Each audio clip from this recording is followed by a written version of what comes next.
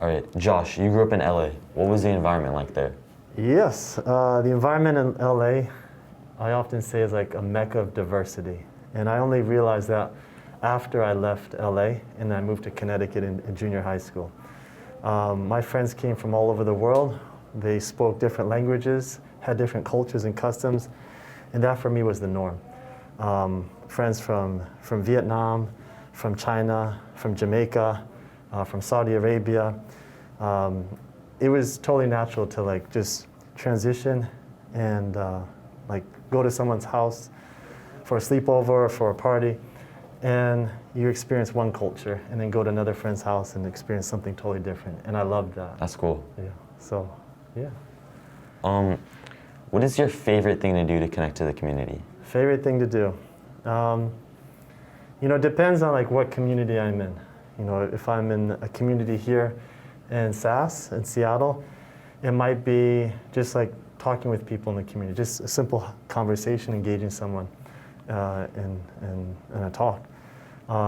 If I'm maybe with like people in Japan, where I used to live, it might have been taking part in like a cross-cultural exchange activity.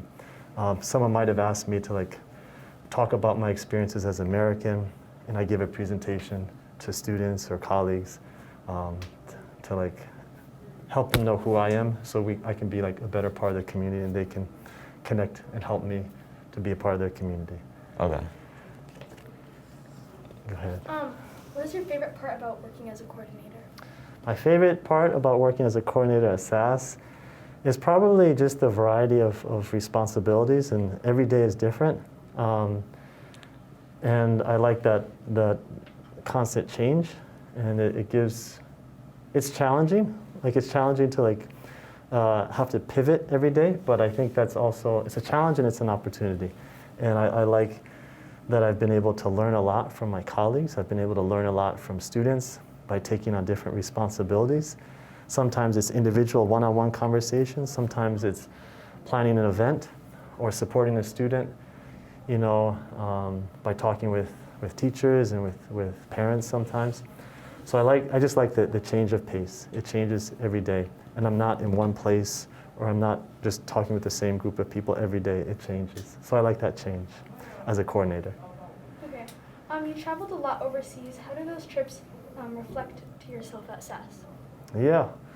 So, you know, one thing I like about working at SAS is like we're encouraged to be ourselves, and we're also encouraged to like be creative and to make mistakes. And living abroad, you have to be open to like making mistakes and being creative and solving problems, especially if you don't have like, if I did not always have the language or the cultural skills when I lived abroad. So I made a lot of mistakes, but it also helped me to be vulnerable and to be open with people. And I think I bring that vulnerability and openness with people at SAS.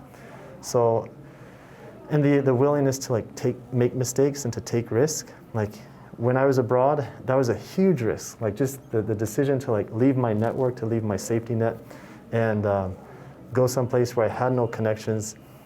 It forced me to like grow and to mature in new ways. And I think I bring that same kind of openness or willingness to like say yes and to try new things and to encourage the people around me to also like, you know, push forward and to take risks, calculated risks that'll help them to grow. So I think those experiences of living abroad, working abroad, where I had to take risks, I had to be creative in problem solving and be willing to make mistakes. I think I bring that into my role as a coordinator, as a history teacher, as an adult in this community.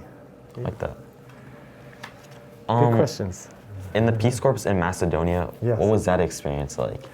Yeah, so Peace Corps, Macedonia. So I was a Peace Corps volunteer there for 2 years, and every day was different as well. But it was a challenge, and sometimes it wasn't a challenge for the obvious reasons, because it had the challenges that I faced there. It had to do with cultural differences, as well as the fact that I was the only black person in this community. So I was the only American, the only foreigner, the only black person in this community for miles around.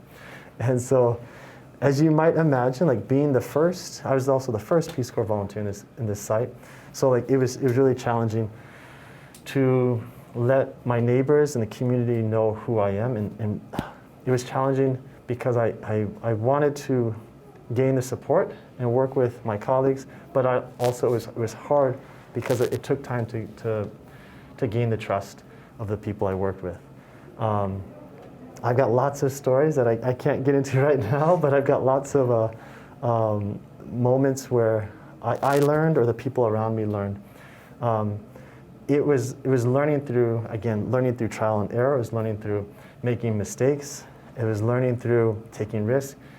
It was, as a Peace Corps volunteer, you have to be really creative, and like I think I developed a kind of mental toughness that I didn't know I had within me. And I think that was a common sentiment, a common feeling that many Peace Corps volunteers had. And I still remember at the end of my 2 years as a Peace Corps volunteer there, a takeaway for me was that I'm more powerful, I'm more stronger, I'm more capable than I realized. And I think that was something that all the other Peace Corps volunteers, we also experienced that. It was only through the challenges, the struggles that we encountered every day that we realized we're more powerful, we're more capable. We just had never been pushed. We never had to like push ourselves that much in our previous life experiences. So, yeah, good questions. Good answer.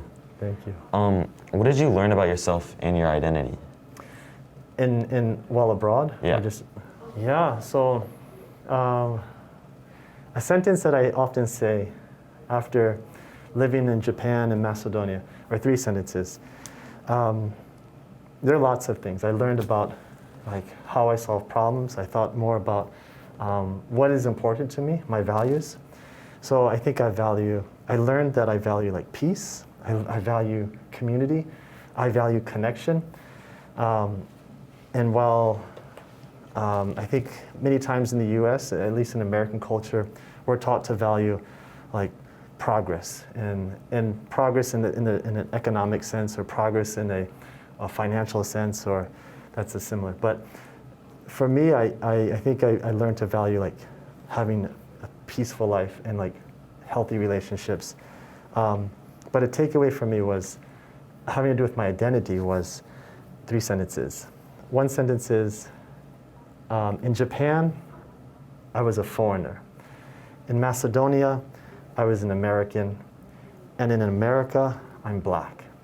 So I realized that depending on the context, depending on where I lived, my identity shifted, or at least how people saw me, how people interacted with me shifts. Not past tense, present. So I recognize that I changed based on my environment, and I recognize that people interacted with me differently based on my environment. So in Japan, the first thing that people would see is like, oh, he's tall. Or they'd say, oh, there's a foreigner. They never said anything, rarely said anything about my blackness, about being black. It was always about being a foreigner and being tall. And then in Macedonia, I learned in that context, in that culture, I learned that people saw me as American. People would say, like, there's the American. They didn't always, well, they did comment on my blackness, but that's a different story. And then in America, the first thing I say that people see or identify me as is black. That's my feeling. So my identity is contextual. All of our identities are contextual, but I began to think more about what intersectionality, fluidity of identities, and multiple identities that we all embody and interact with. Yeah. Good. I thought of it like that. Okay, good. I'm glad. We should talk more.